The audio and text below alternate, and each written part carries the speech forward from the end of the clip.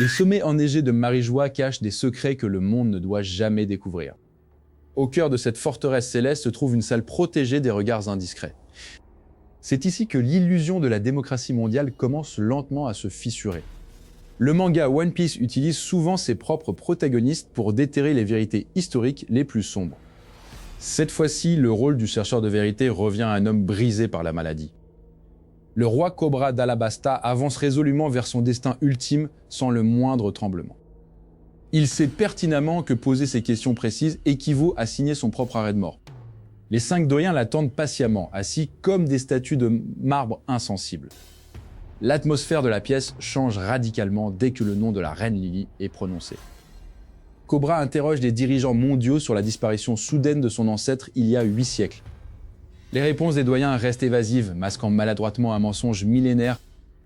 C'est alors que l'attention se déplace vers le véritable symbole de ce monde corrompu. Le trône vacant s'élève fièrement, entouré de 20 armes plantées fermement dans le sol. Ce monument est censé prouver qu'aucun roi unique ne domine l'alliance des nations. Mais la réalité physique de ce lieu cache une horreur politique bien plus profonde. Cobra réalise soudain que le nombre d'armes entourant le piédestal est incomplet. Il ne compte que 19 dagues sacrées plantées dans le parvis de marbre blanc. L'arme manquante est précisément celle de la famille Nefertari, restée à Alabasta. Cet acte de rébellion passée transforme la lignée de Cobra en traître potentiel aux yeux du monde. Le vieux souverain comprend que son royaume paie encore le prix de ce choix historique. Soudain, les bruits environnants s'éteignent pour laisser place à un silence de mort. Une silhouette sombre émerge lentement des rideaux épais cachant le fond de la pièce. Les pas de l'inconnu résonnent lourdement sur les marches de pierre sacrées. À la stupéfaction absolue de Cobra, l'entité s'approche du trône prétendument interdit. Sans la moindre hésitation, la figure mystérieuse monte les marches une à une. Les 5 doyens, d'ordinaire si puissants, s'agenouillent instantanément face contre terre. Ce geste brise définitivement le mythe d'une gouvernance mondiale équitable et partagée. L'être suprême s'assoit confortablement sur le trône vacant, dominant le monde entier. 2 yeux rouges d'une netteté effrayante s'ouvrent au milieu de la silhouette sombre. Cobra comprend immédiatement qu'il fait face au véritable souverain occulte de l'humanité. L'existence même d'Imu efface d'un coup 800 ans d'histoire officielle enseignée au peuple. Le roi d'Alabasta décide alors d'employer ses dernières forces pour obtenir une ultime réponse. Il prononce à haute voix le nom complet caché au fond des archives familiales. La reine Lily Nefertari n'a pas simplement disparu, elle a volontairement commis une erreur fatale. Une lettre secrète rédigée de sa main a traversé les générations jusqu'à nos jours. Le contenu de cette lettre révèle le destin tragique du mystérieux peuple du Dé. En entendant ces révélations interdites, le regard d'Imu devient d'une froideur insoutenable. Les 5 doyens se relèvent lentement, tirant leurs armes de leurs fourreaux étincelants. Cobra comprend qu'il ne reverra jamais la lumière éclatante du désert d'Alabasta. Une flèche d'ombre noire jaillit soudainement du trône, perçant violemment l'air lourd. Le sang coule instantanément sur le sol de marbre alors que le piège se referme. Mais avant de s'effondrer, le roi utilise ses dernières secondes pour hurler un message capital. La véritable identité de la reine Lily détient la clé de la destruction du gouvernement mondial. Ce secret ancestral remonte à l'époque lointaine où Joy Boy marchait encore parmi les hommes. Imu prononce alors une seule parole d'une voix qui semble résonner depuis les profondeurs de l'enfer. Les ombres de la pièce s'animent brusquement, prenant des formes monstrueuses et grotesques.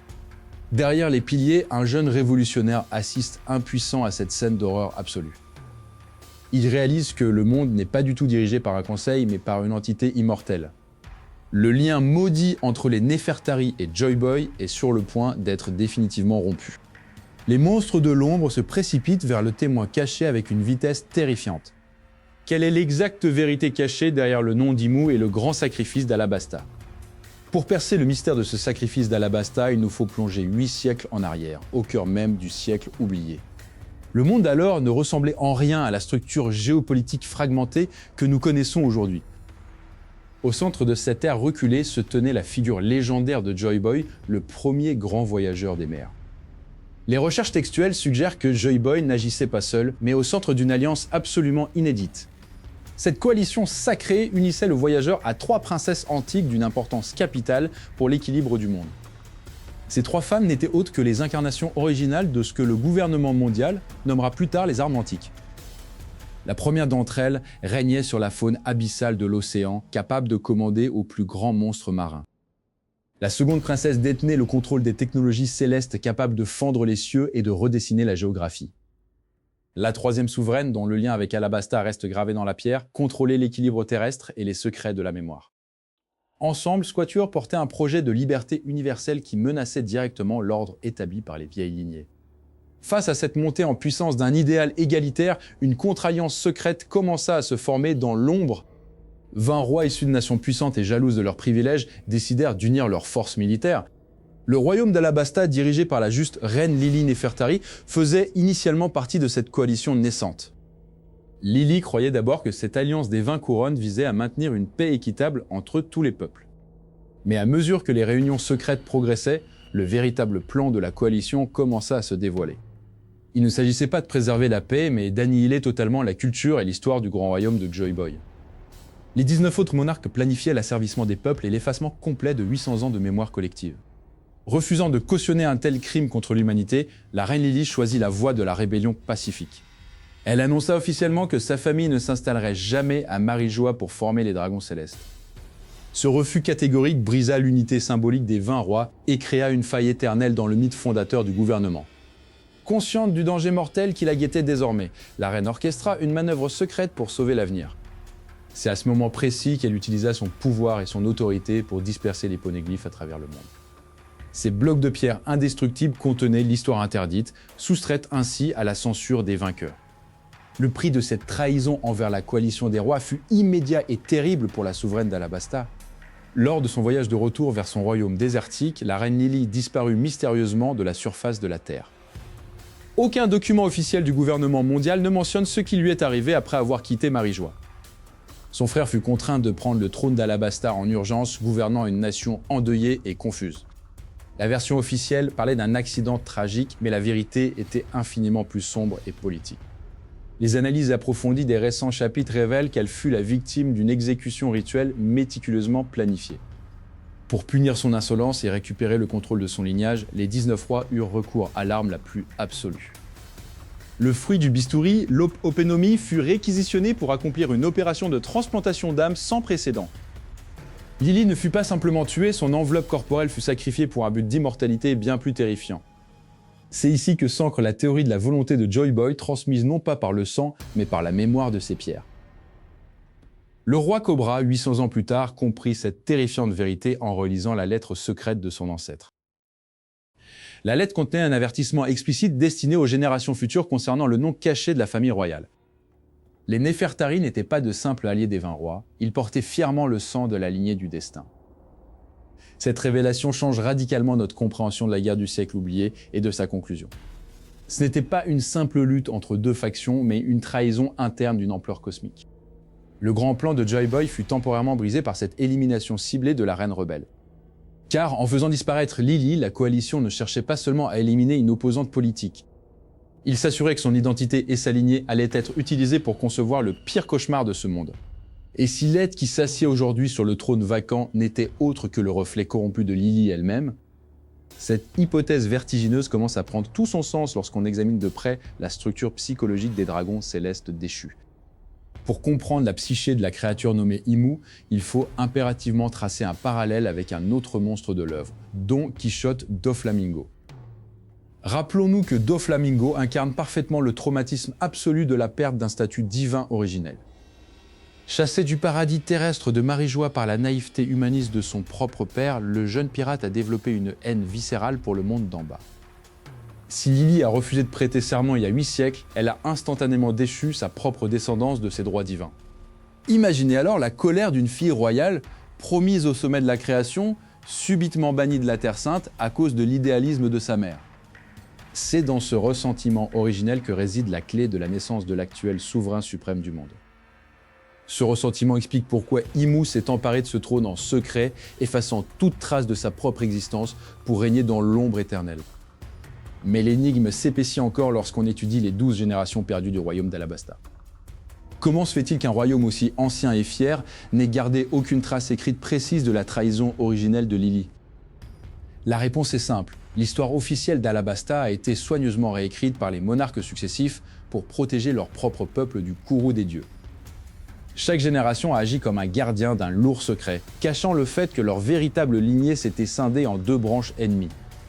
D'un côté, les souverains légitimes restés dans le désert, et de l'autre, l'usurpatrice immortelle trônant au sommet absolu de la ligne rouge. C'est ici que nous croisons une autre révélation fondamentale concernant la structure interne du gouvernement mondial, les Chevaliers divins. Des fuites d'informations récentes révèlent que ces exécuteurs de l'ombre portent en eux un secret technologique terrifiant sous la forme de puces d'identification biométriques.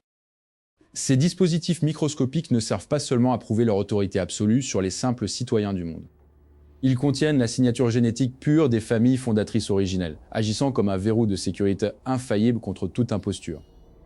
Et c'est précisément ce détail crucial qui relie définitivement le destin du pirate légendaire Shanks le Roux à la noblesse mondiale.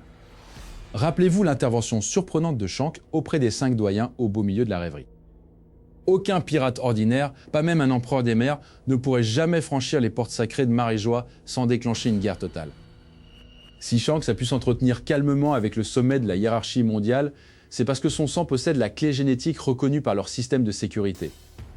La théorie se confirme, Shanks appartient de fait à la lignée sacrée de la famille Figarland, l'une des 20 lignées d'origine. Son existence même sert de pont biologique entre l'ère de la piraterie sauvage et les secrets enfouis du siècle oublié. Mais alors que les pièces du puzzle s'assemblent, le monde moderne commence à vaciller sur ses fondations séculaires. La volonté du dé, portée fièrement par la nouvelle génération de pirates, agit comme le catalyseur inéluctable de la destruction du système. Le sacrifice de la reine Lily n'aura pas été vain, car la lettre qu'elle a laissée à la postérité a tracé la voie de la libération ultime. Le fait qu'Alabasta ait protégé le poneglyphe, dévoilant l'emplacement de l'arme antique Pluton, prouve leur engagement indéfectible envers la cause de Joy Boy. Tout s'articule autour de cette convergence prophétique planifiée méticuleusement il y a exactement 800 ans. Immu sait parfaitement que le temps qui lui est imparti touche désormais à sa fin inéluctable. La purge mondiale ordonnée par les 5 doyens n'est rien d'autre qu'un acte de panique face à l'éveil de la véritable divinité du soleil. Les mensonges millénaires s'effondrent les uns après les autres sous les coups de boutoir de la vérité historique retrouvée. Le combat final ne sera pas simplement une guerre pour le contrôle des territoires maritimes du Nouveau Monde. Ce sera l'affrontement idéologique ultime entre l'oppression éternelle de l'ombre et la liberté absolue portée par le guerrier de la libération. La lignée des Néfertari, en choisissant de rester humaine plutôt que de devenir divine, a sauvé l'avenir même de l'humanité entière. L'histoire boucle ainsi sa longue trajectoire, ramenant les enjeux du présent aux promesses non tenues du siècle oublié. Chaque indice semé par l'auteur convergeant vers une conclusion magistrale qui changera à jamais notre perception globale de l'œuvre entière. Le voile s'est enfin levé sur la plus grande imposture politique de l'histoire de la fiction moderne.